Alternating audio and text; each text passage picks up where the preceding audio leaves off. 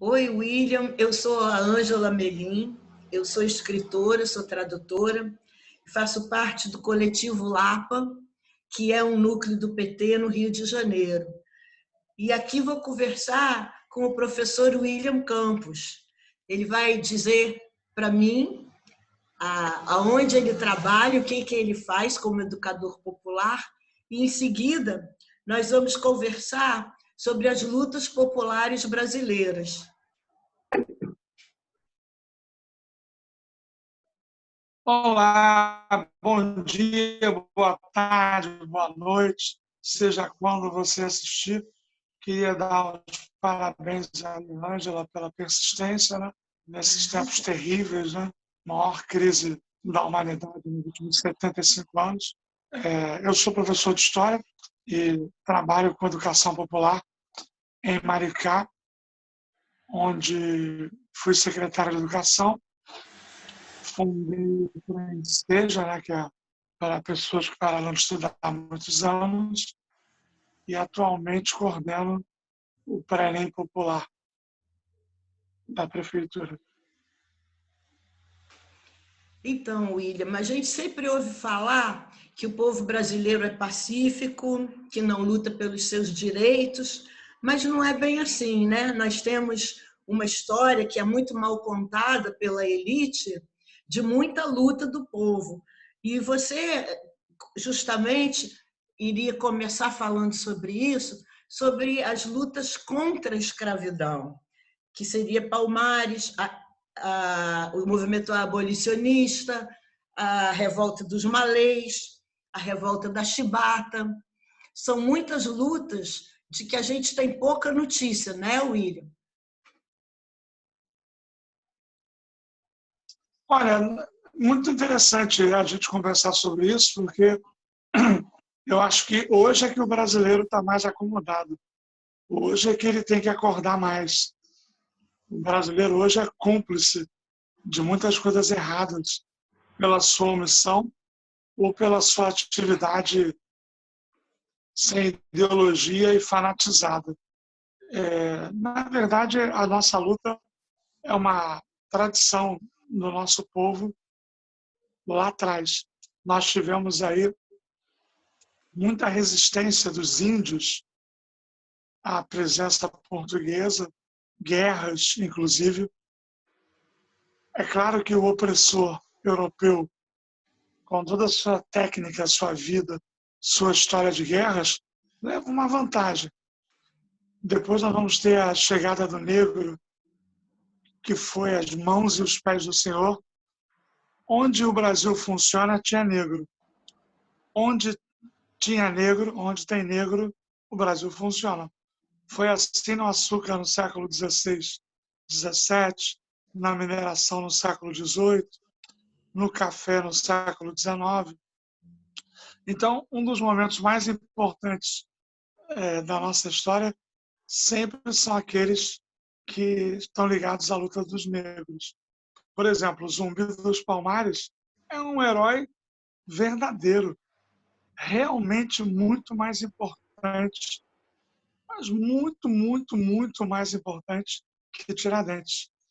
Tiradentes é um herói que assume o problema quando o problema é derrotado. E aí ninguém questiona. É como se fosse um professor pegando uma cola, aí o aluno fala, não, fui eu que colei. E a turma inteira é perdoada. Tem seu mérito, Tiradentes? Tem. Mas é um movimento de camadas de elite, que não defende a abolição.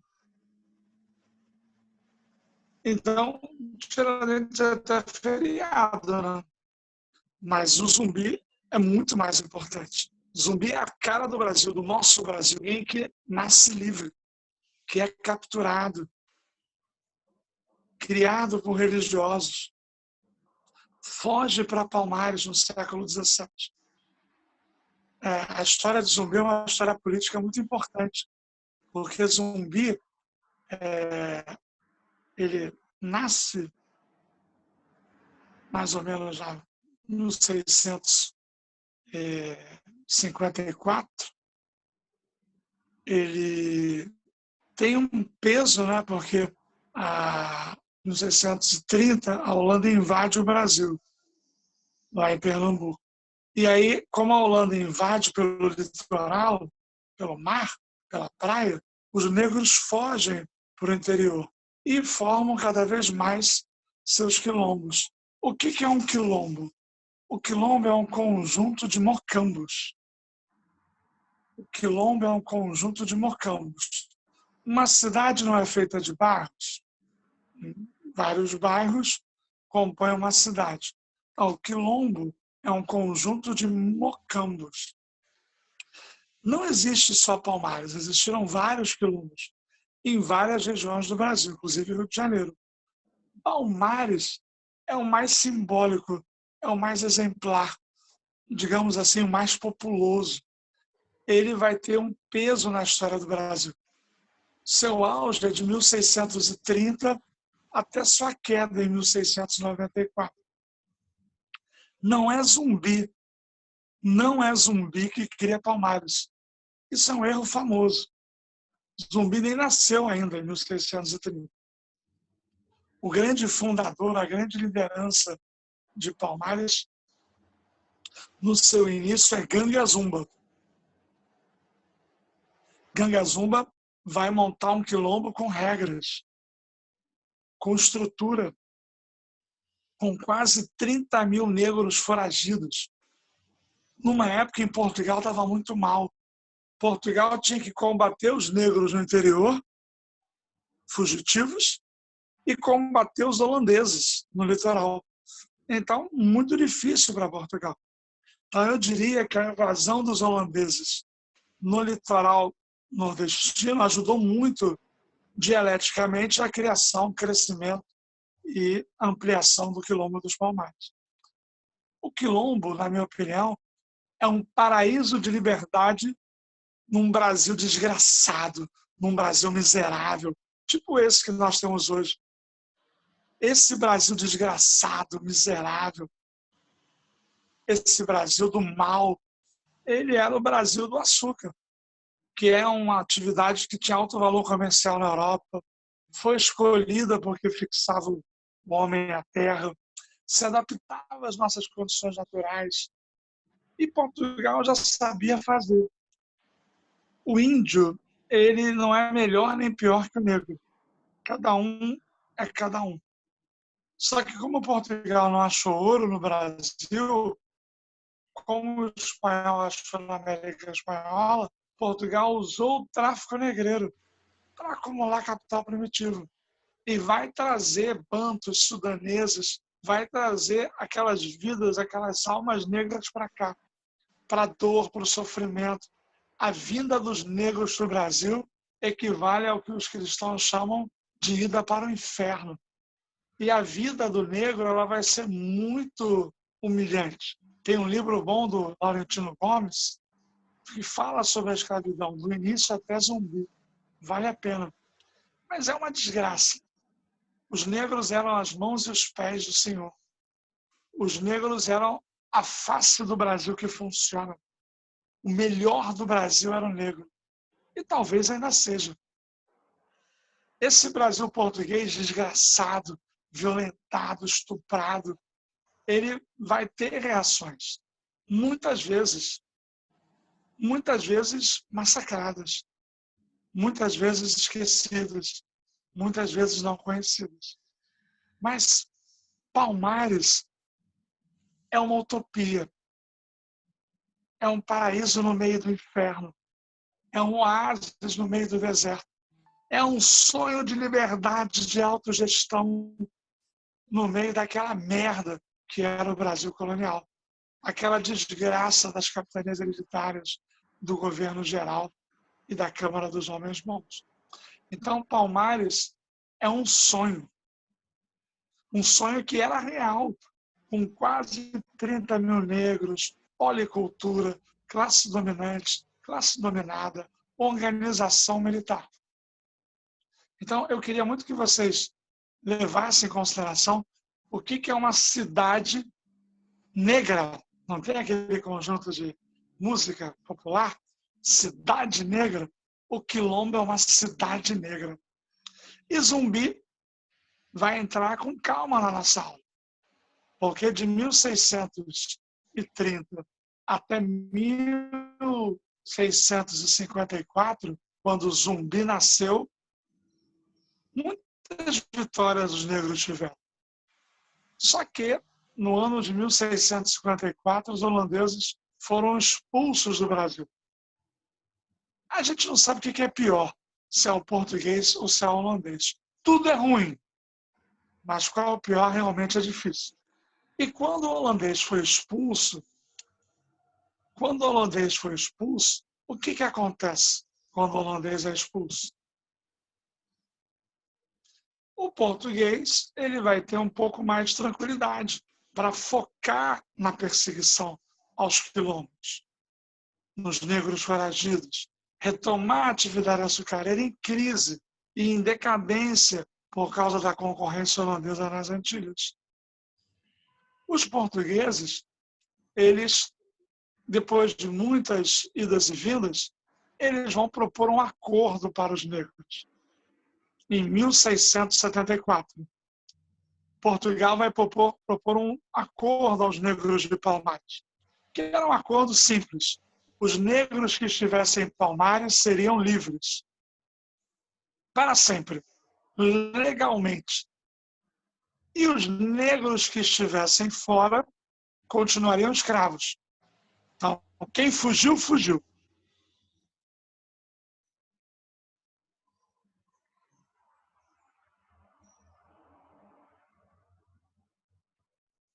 Sim. Quer fazer um intervalo?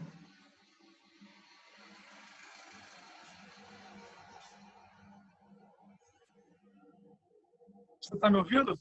Eu estou te ouvindo muito bem. Você está me ouvindo? Estou ouvindo bem. Ok. Então, Portugal propôs um acordo. E esse acordo era simples. Quem está em Palmares ganhava alforria, liberdade.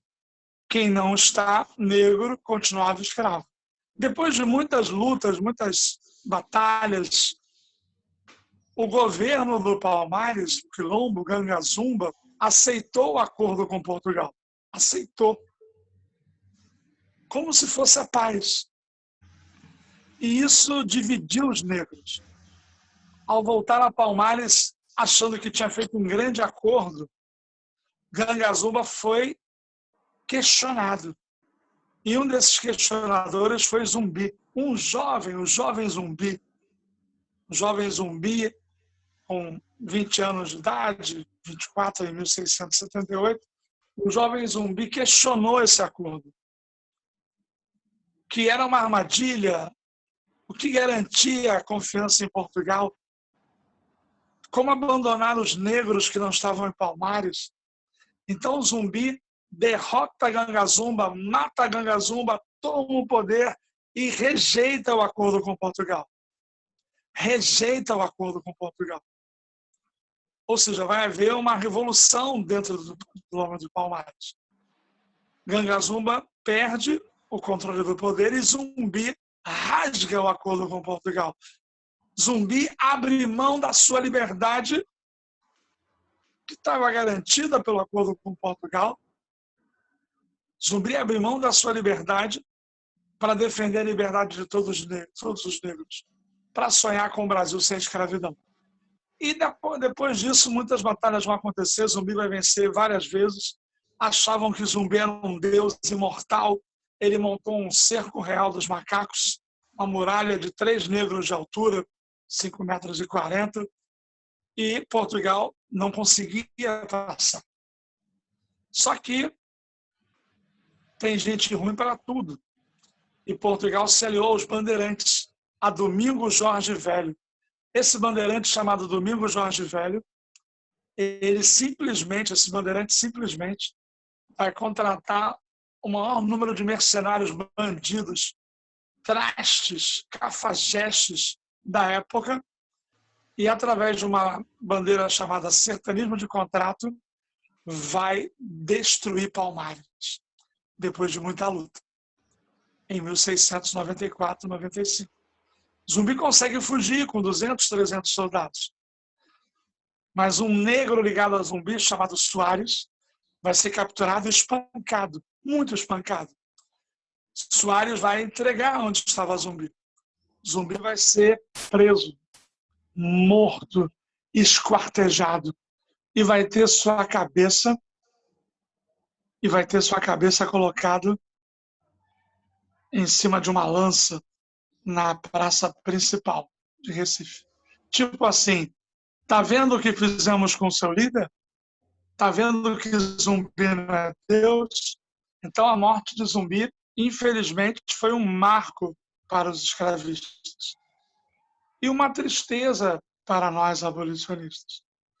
A abolição é só no século XIX, mas o grande momento foi o século XVII. Valeu, Zumbi, Dandara. Muitos dizem, inimigos, que Zumbi era um ditador, que Zumbi matava negros. A verdade é que haviam regras em Palmares. E traidores eram punidos com pena de morte. Ladrões eram punidos com pena de morte. Aqueles que traíam também no relacionamento pessoal, material, eram punidos com pena de morte. Palmares era muito mais do que os 300 de Esparta. Palmares era a nossa Esparta, para quem conhece a história da antiguidade. Muito mais que 300, eram 30 mil. Então, tinham regras no quilombo. E o descumprimento das regras levava à pena de morte. Então, essa é a primeira parte aí da nossa conversa sobre Zumbi. Tudo bem, minha amiga? Alguma Muito pergunta? bom. Além da parte da informação, vem uma emoção, é uma aula emocionante. Amém. Eu acho que agora o grande momento que a gente tem que conversar é deixar claro que a Inconfidência Mineira, a Revolução Pernambucana, são movimentos pela independência, mas eram de elite. Não queriam nem saber do povo. Não queriam nem saber de escravo, de negro, de abolição. Bom é a Conjuração Baiana, inspirada pelas ideias francesas, inspirada pelo Haiti revolucionário. A nossa Conjuração Baiana foi derrotada, massacrada, humilhada. 4 líderes foram mortos, muito mais do que Tiradentes. Então é muito importante registrar que a Conjuração Baiana foi um grande momento de luta contra a escravidão. Um movimento com negros liderando o processo. No início, Angela Elite participava da Conjuração Baiana. Sim, todos contra Portugal, porque o açúcar caiu, Portugal abandonou Salvador. Botou a capital para o Rio. Conjuração Baiana, só para você se organizar, 1798. A Conjuração Baiana foi derrotada, mas era um símbolo da luta abolicionista. Eu queria registrar para vocês. Depois nós vamos ter a revolta dos malês, um grande movimento islamizado, massacrado, derrotado, mas de luta. Eu estou numa fase que eu acho melhor morrer do que viver sem lutar, sem sonhar.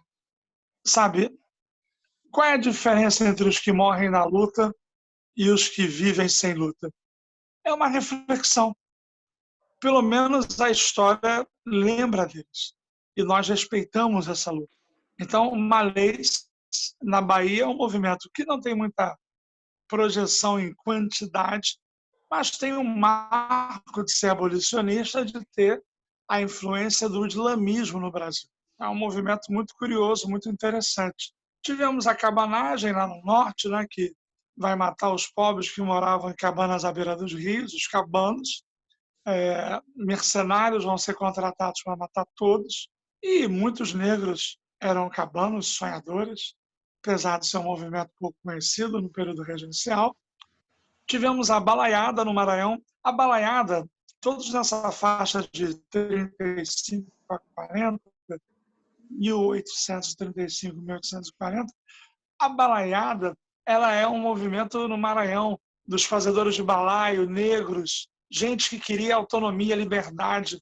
Nessa época, as pessoas eram contra a centralização do Rio de Janeiro, contra o poder regencial. E Caxias já era mal, ainda não era duque. Caxias não tinha fogueiras, não tinham prisões. Caxias mandava queimar os presos para não ter que vigiar. Já pensou se essa ideia volta hoje em dia, com esses governos que nós temos? Então, nós temos na regência esses momentos importantes. A cabanagem, Malês e a balaiada. Ok? A Guerra dos Farrapos, tomem cuidado, que a Guerra dos Farrapos não era abolicionista. Isso é muito importante. É mais de elite do que qualquer outra coisa. Nós vamos ter o nosso movimento abolicionista, a nossa luta, marcante, né? Mas vocês sabem que a Inglaterra apoiou muito pelo fim da escravidão, que o importante não é a sua cor, o importante é que você seja consumidor. Então, há uma pressão do capitalismo pelo fim do tráfico negreiro, pelo fim da escravidão. O Brasil vai demorar muito a acabar com a escravidão. Primeiro, nós vamos ter a Lei Eusébio de Queiroz, em 1850, que acaba com o tráfico negreiro. Depois de muito tempo, a Lei do Ventre Livre, em 1871, que o filho do negro é livre, mas o pai e a mãe continuam escravos. Um absurdo. E o fazendeiro, o dono do escravo, ainda era indenizado. Inaceitável. E aí, uma boa notícia, em 1884, o Ceará e o Amazonas acabaram com a escravidão. Antes da Lei Áurea, o governo Pedro II, que precisava dos fazendeiros, era politicamente bancado pelos fazendeiros, Pedro II faz a lei dos sexagenários. Se os negros chegassem aos 60 anos, ficavam livres. Mas a maioria não chegava a essa idade. E o que acontecia com o negro que deixava de ser escravo aos 60 anos naquele Brasil? Ele virava mendigo, trabalharia por um prato de comida. Então a vida era muito ruim. A nossa abolição é tardia e sem inclusão, sem indenização, sem emancipação. Acabou a escravidão no dia 13 de maio, mas continuou a diferença social, a desigualdade, o preconceito, a condenação aos trabalhos manuais. Então, é claro que é importante acabar com a escravidão, mas o resto ficou faltando. E o resto é tudo para o negro, porque nós vivemos até hoje esse racismo. Não precisa ser negro para ser contra o racismo. Basta estudar, basta ser humano. Então, a situação do Brasil é uma situação muito ruim, mesmo com a Lei Áurea. E eu vou dar um exemplo disso. Um exemplo disso famoso, a Revolta da Chibata, em 1910. A Revolta da Chibata, em 1910, na Marinha. Reparem bem, meus amigos, minhas amigas. A escravidão acabou em 1888. Eu estou em 1910, 22 anos depois. 22 anos depois. E os negros recebiam chibatadas na Marinha. João Cândido, esse sim, herói de verdade. Esse sim, herói de verdade. João Cândido, almirante negro, jogou os oficiais na água depois que o negro recebeu 250 chibatadas. 250 chibatadas. E aí, João Cândido, entre outros, vai tomar o controle da embarcação, vai jogar os oficiais na água, vai apontar os canhões para o Rio de Janeiro e vai ameaçar explodir essa porra toda. Devia ter feito. Hermes da Fonseca assume em 1910. Não é contra o Hermes, é contra os castigos físicos na Marinha. Contra os castigos físicos na Marinha. Mas o Hermes era o presidente militar, Hermes da Fonseca, negociou com os negros venceram, os castigos físicos acabaram. É muito importante, Ângela, deixar isso claro, o movimento venceu. Mas o João Cândido não foi perseguido? Sim. Quando o movimento acabou, quando tudo voltou ao normal, depois da greve, digamos assim, os líderes foram perseguidos e João Cândido foi até internado como louco. Outros foram desterrados. mandados para a Amazônia.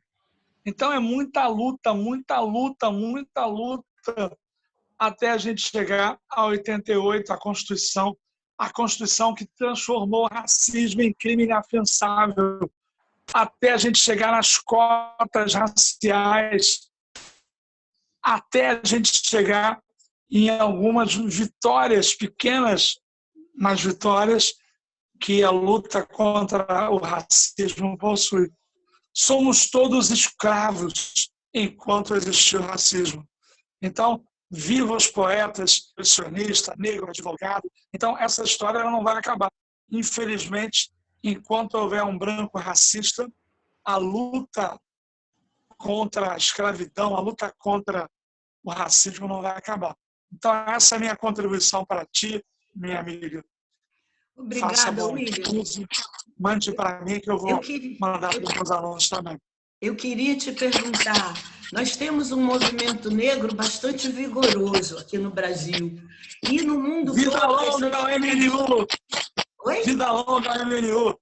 Movimento Negro Unificado. Justamente agora, há poucas semanas, com essa questão da morte do George Floyd nos Estados Unidos, essa coisa do antirracismo explodiu com muita força no mundo todo.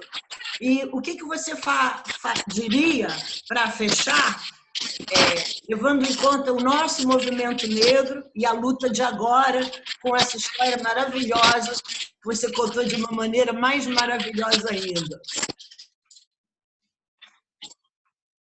Olha, eu tenho o movimento negro unificado, tem outros movimentos. A gente aprendeu muito, né? Tem muitas lideranças importantes. Marcelo Dias, por exemplo, só para lembrar um nome rapidamente. Januário Garcia, que eu acho que já faleceu. Então, nós temos uma tradição nessa luta.